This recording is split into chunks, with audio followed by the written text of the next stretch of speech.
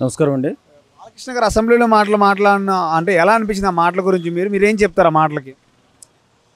అసెంబ్లీలో మాట్లాడడం బాలకృష్ణ గారు మాట్లాడడం తప్పేనండి. తప్పు కాదని ఎవరు అండు. ఎందుకంటే ఆయన చిరంజీవి గారిని ఏకవచనంతో మాట్లాడడం ఒకటి, అలాగే మన జగన్మోహన్ రెడ్డి గారిని సైకో అనడం ఒకటి. ఇది మాత్రం చాలా వరకు అసెంబ్లీలో మాట్లాడడం తప్పు. ఇప్పుడు అనవసర సందర్భం, అవసరమైన సందర్భం కాదు అది, అనవసర సందర్భం. ఖచ్చితంగా అక్కడ మాట అనకుండా ఉంటే బాగుండేదేమో అని చెప్పి అందరూ కూడా మేము పవన్ కళ్యాణ్ అభిమానులుగా బాధపడుతున్నాం. కానీ ఒకటి మాత్రం వైఎస్ఆర్సీపీ నాయకులు చెప్తున్నాం, ఈవేళ బాలయ్య బాబు జగన్మోహన్ రెడ్డిని సైకో అన్నాడని ఏదో పెద్ద బొమ్మ పదార్థంలాగా వీళ్ళంతా క్షమాపణ చెప్పాలా, అది చెప్పాలా, ఇది చెప్పాలా అని విర్రవీగిపోతున్నారు కదా. 4 క్వశ్చన్లు అడుగుతాను, దీనికి సమాధానం చెప్పండి.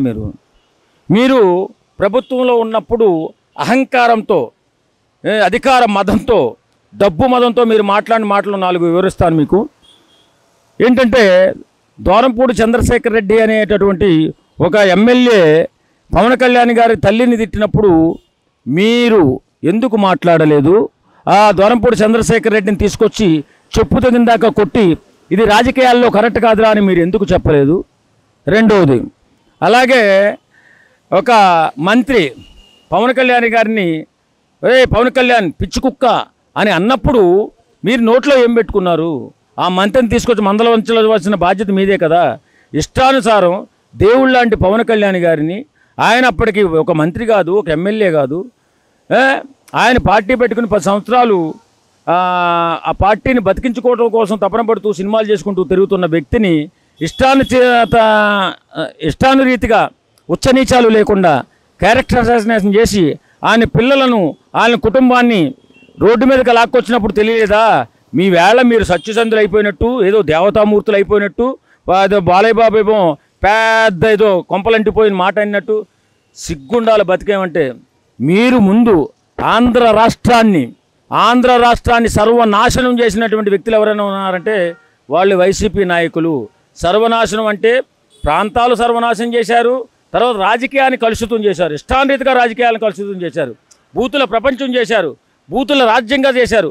ఒక రాజకీయ నాయకుడు అన్నా, ఒక సెలబ్రిటీ అన్నా, యువత మిమ్మల్ని అనుసరిస్తుందని షోయి కూడా లేకుండా ఇష్టానుసారం బూతులు మాట్లాడించి చాలామందిని, వాళ్ళ కుటుంబాలని రోడ్డు మీదకి లాగిన పరిస్థితి అప్పట్లో. మీరు అంతంత పెద్ద మాటలు అన్న మీరు ఈవేళ బాలయ్య బాబు ఏదో చిన్న మాట సైకో అని అన్నాడని క్షమాపణ చెప్పాలా? ఇప్పుడు పవన్ కళ్యాణ్ ఏం మాట్లాడతారని అడుగుతున్నారా? సిగ్గుందా? మీకు సిగ్గుందా? మీరు అప్పుడు మాట్లాడిన మాటలో ఒక్కటైనా రాజకీయంగా ఒక సామాన్యకు ఉపయోగపడే మాట మాట్లాడారా? అసెంబ్లీలో కూడా బూతులు మాట్లాడారు కదా. ఇవాళ అసెంబ్లీని గౌరవాన్ని కూడా మీరు తగ్గించినట్టు మనుషులు మీరు. ఇవాళ బాలయ్య బాబు అన్నాడంట, దానికి పవన్ కళ్యాణ్ సమాధానం చెప్పాలంట. బుద్ధి జ్ఞానం ఉండి మాట్లాడుతున్నారా? బ్రతుకుతున్నామంటే బుద్ధి జ్ఞానం ఉండాలి. ఆ రోజు మీరు మాట్లాడుంటే, ఆ రోజు మీరు ఖండించుంటే, పవన్ కళ్యాణ్ మంచోడే, ఆయన గురించి మాట్లాడకండి, ఆయన ఇప్పుడు మన రాజకీయాల నాయకుల్లో ఎమ్మెల్యే కాదు, ఎంపీ కాదు, కనీసం సర్పంచ్ కూడా కాదని ఆ రోజు మీరు అనుకుని ఉంటే బాగుంది. మరి కనీసం ఆయన గొప్ప వ్యక్తిత్వం ఉన్న మనిషి, ఆయన సంపాదించిన దాంట్లో 50% పేద ప్రజలకే ఖర్చు పెట్టాడే.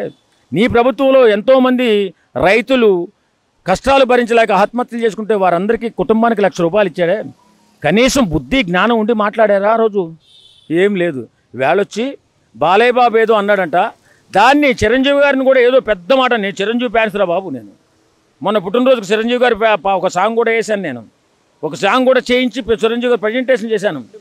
చిరంజీవి గారిని బాలయ్య మాటలు ఇలా ఏం తిట్టలు ఏకవచనంతో మాట్లాడారు. అది ఆయన తుత్తరులో భాగమే. దానికి అతను తప్పే కాదని ఎవరు అనరండి. అతను అలా మాట్లాడడం తప్పే. కానీ వైఎస్ఆర్సీపీ నాయకులు మాట్లాడడం దీని గురించి దెయ్యాలు వేదాలు వల్లించినట్టు ఎక్కువ బూతుల రాజ్యంగా పరిపాలన చేసింది వాళ్ళు. ఈవేళమ్మో ఇది అన్నారు. తర్వాత చిరంజీవి ఫ్యాన్స్గా నేను చెప్పేది ఏంటంటే, చిరంజీవి అభిమానులుగా బాలయ్య గారు నోటు తొత్తులతో ఏదో మాటలు మాట్లాడతాడు, దానికి పవన్ కళ్యాణ్ గారు దానికి ఏం చేయాలనేది చేస్తారు. కాబట్టి ఈవేళ మనం తొందరపడి వారిని ఏం అనొద్దు. కాబట్టి ఈవేళ చిరంజీవి అభిమానిగా నేను చెప్పేది ఏంటంటే, మనం సంయమనం పాటిద్దాం. బాలయ్య బాబు ఏం చెప్తాడో చూద్దాం, పవన్ కళ్యాణ్ గారు ఏం చెప్తారో చూద్దాం. కాబట్టి దీని గురించి పెద్దగా మాట్లాడాల్సిన అవసరం లేదు. కానీ బాలయ్య బాబు చేసింది 100% తప్పు. ఒక వైసీపీ నాయకుల గురించి ఎవరికి ఏం చెప్తారు? ఒక మాటలో చెప్పాలనుకుంటే వైసీపీ నాయకుల గురించి ఏం చెప్తారు? మనం శుభ్రంగా మనం చక్కగా మాట్లాడుంటే వేళ ఎలాంటి పరిస్థితి వచ్చేది కాదు. మనం మాట్లాడే మాటల్లో స్వచ్ఛత, ప్రేమ, అనురాగం, ఆత్మీయత, అనుబంధం అన్నీ ఉండాలా. మీరు ప్రవర్తించిన తీరే మీకు తిరిగే వస్తుంది. కాబట్టి ఈవేళ మీరు మాట్లాడుతున్నటువంటి మాటలు బాలయ్య బాబుని ఇష్టానుసారంగా మాట్లాడుతున్నారు. సరే, బాలయ్య బాబు సైకో అన్నాడు, షట్టుబడి సైకో అని మీరు అంటున్నారు. సరే, ఓకే, అవన్నీ పక్కన పెడదాం. కానీ మీరు ఒకసారి మననం చేసుకోండి.